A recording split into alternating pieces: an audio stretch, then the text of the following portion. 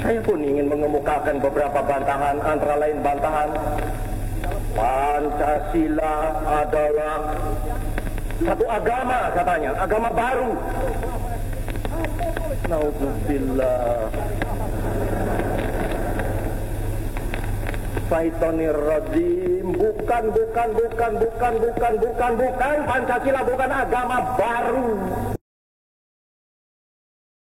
Sekarang ini mengalami saat-saat yang genting, saat-saat yang krusial. Pada saat-saat yang demikian itu, baiklah bangsa Indonesia ini merenungkan sejenak bagaimana dulu memperjuangkan kemerdekaan, bagaimana dulu mempertahankan kemerdekaan. Dulu kita memperjuangkan kemerdekaan dengan penggabungan daripada segenap tenaga rakyat jelata dari Sabang sampai ke Merauke.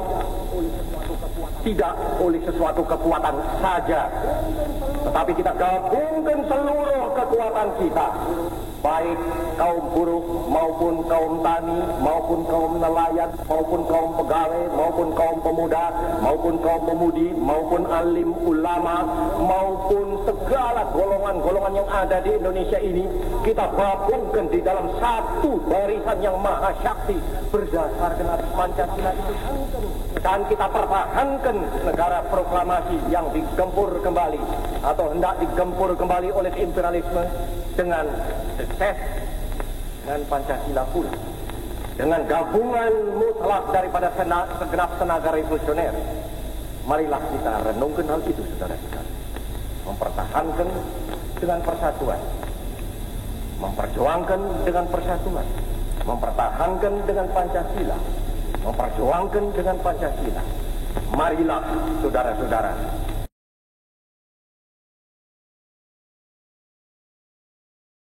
Soekarno, Insinyur Soekarno, pendiri bangsa, salah satu dari 4 orang pendiri bangsa. Itu yang gue ketahui tentang Soekarno. Dan dia juga akhirnya jadi presiden pertama Indonesia. Soekarno, dia memproklamirkan negara Indonesia. Tentang image Soekarno hingga saat ini, kalau gue pribadi ditanya siapa presiden Indonesia yang paling demokratis, itu Soekarno. Kenapa gue bilang dia yang paling demokratis tadi? Karena dia mewadahi semuanya dengan nasakomnya, nasionalis, agama, komunis, itu semua ideologi-ideologi yang mau, yang akan atau yang sedang ingin berkembang di negara ini difasilitasi sama Soekarno. Silahkan, boleh, walaupun jelas-jelas dari awal kita ini udah Pancasila, tapi dia memfasilitasi pemuda-pemuda lain yang ingin berjuang menurut ideologinya tanpa ada pengekangan setelah 45. Oke, mungkin ada pengekangan ketika demokrasi terpimpin. Kenapa di situ dia ngeluarin dekret? Kalau menurut gue, ya itu saat itu bangsa memang membutuhkan itu. Karena udah carut marut.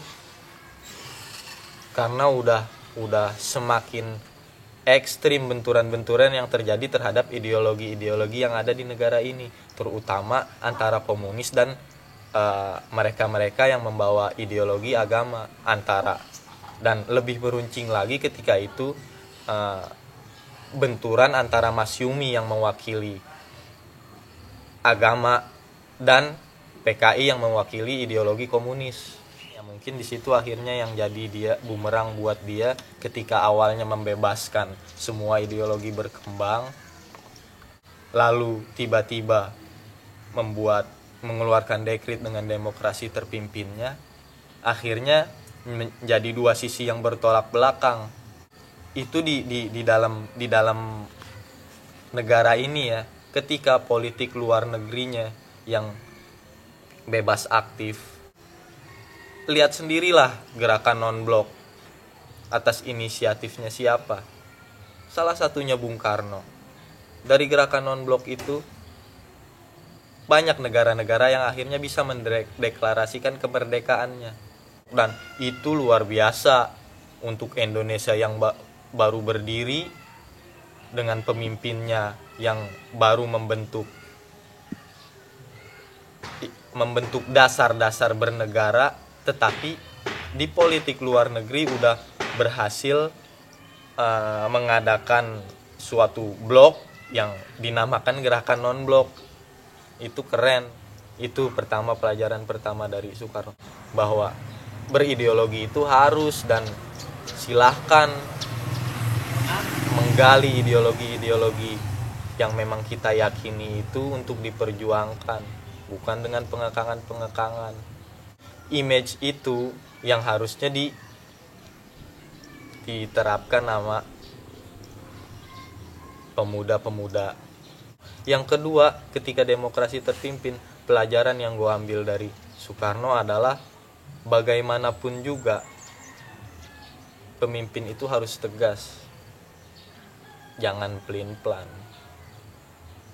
Ketika negara ini membutuhkan sesuatu untuk dia bisa berjalan dengan benar, karena ketika ada benturan-benturan yang semakin keras di konstituante, bubarin konstituante sama Soekarno. Itu kan keren, karena untuk kemaslahatan negara. Dan untuk saat ini, untuk kebobrokan yang ada di negara saat ini,